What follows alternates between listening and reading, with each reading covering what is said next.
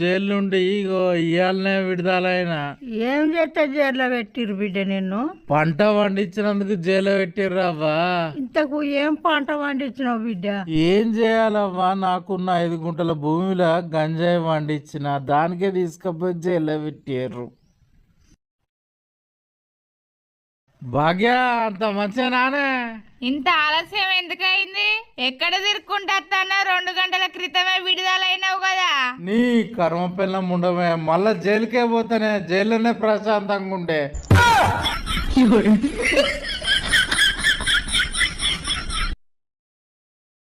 2 కళ్ళంతా పెండేసుకరా పోరాదు. రేపు పొద్దుగాల వేసుకత్తది.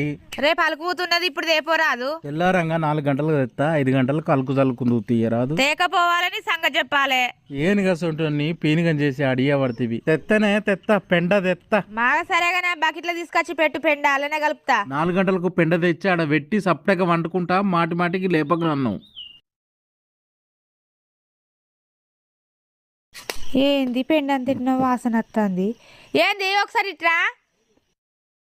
ఏంది పెండంతా వాసన వస్తుంది, ఎక్కడ తెచ్చినావు? ఇంటెనక తెచ్చిన. చీచి, ఈ పెండ పాడుగాను. ఇంటెనక పందులు గుంపులు గుంపులు తిరుగుతాయి. నువ్వు తీసేటప్పుడు నీకు వాసన రాలేదా? నేను చేతితోటి ఎడముట్టిన, పారతోటి తీసిన.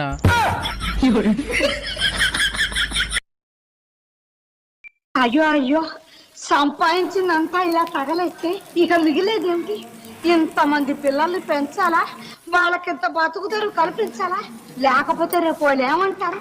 మా నాన్న మాకేమిచ్చాడు, చేతికి చెప్పంట.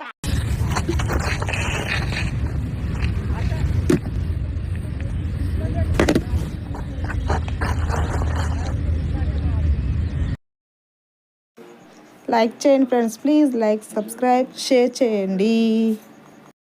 ఏమైంది? పోయేటప్పుడు మంచిగానే ఉంటుంది కదా. ఏం కాలేదా? ఏంది అంత కుసకుస మాట్లాడుతానో? ఫంక్షన్ కాడ ఏమైనా లొల్లి అయిందా ఏంది? నేనే వంతొడ్లు పెట్టుకోలేదే, ఒక పాట పెట్టినందుకు ఉన్నోళ్ళందరు కొట్టిర్రే. ఇంతకేం పాట పెట్టినావు? ఏమైంది? ఫంక్షన్ కాడ కూర బొవ్వ మొత్తం అయినాక వడ్డించేందుకు మా మామ నన్నుండు అన్నాడు. అక్కడ ఉండి అందరికి వడ్డించిన అనే సిచ్యువేషన్ తగ్గట్టు పాట పెడితే మంచిగుంటదని పోయి పాట పెట్టిన.